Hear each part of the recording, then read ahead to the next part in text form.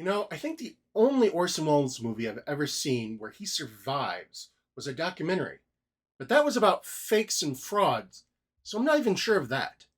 Welcome to Intensely Casual, where we learn how our brains appreciate story so we can find the stories that satisfy us. I'm Logan, and the last time we talked about how a huge amount of what makes a story good to you is type 1 value, the enjoyment you get while you're experiencing the story.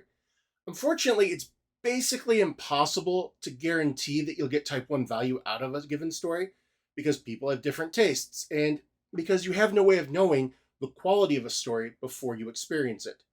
However, there is a second kind of value, type 2 value, that often can be guaranteed.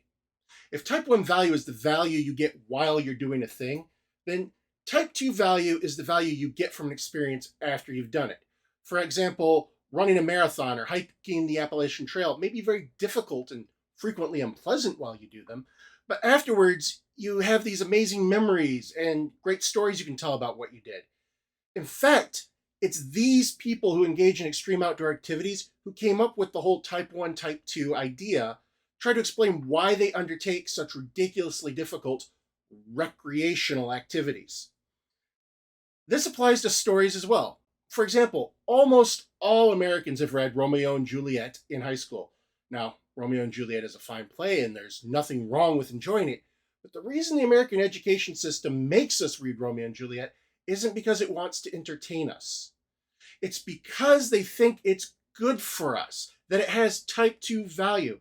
This is because Romeo and Juliet is so often remade and referred to in our culture, not just in stories, but even in casual conversations, that to not understand these references is to be in some way culturally illiterate.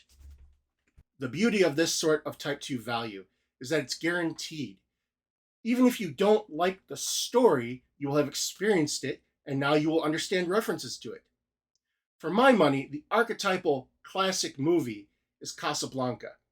This movie is so referred to, copied, and parodied that to a modern viewer it almost seems to be constructed entirely of cliches because it is the origin of so many cliches. So if you watch Casablanca, I can't promise you that you'll enjoy it, but I can promise you that it is good in the sense that if you watch it, you will get some type 2 value out of it, and then you might also enjoy it. For example, the name and theme of this club only makes sense if you have seen Casablanca. This is why we like classic movies at Intensely Casual. It's not about being smart or trying to catch up with the world. It's because even if you don't like a classic movie, it's rare that they're going to be a complete waste of time. Especially since most classics, with the notable exception of Here Come the Air Quotes Gang cult classics, are usually high quality for reasons I lay out in the Guide to Good Story and maybe I'll expand on some later date. Speaking of the Guide to Good Story, we are on path for a September 2nd, 2022 launch, and we plan to make the book available as both an ebook from most major ebook sellers and also print on demand through Amazon.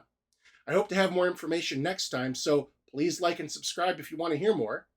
From this point, there are a ton of things we can talk about, so if you have any questions for me, just place them in the comments, and I'll be sure to respond and maybe even make a video on that topic.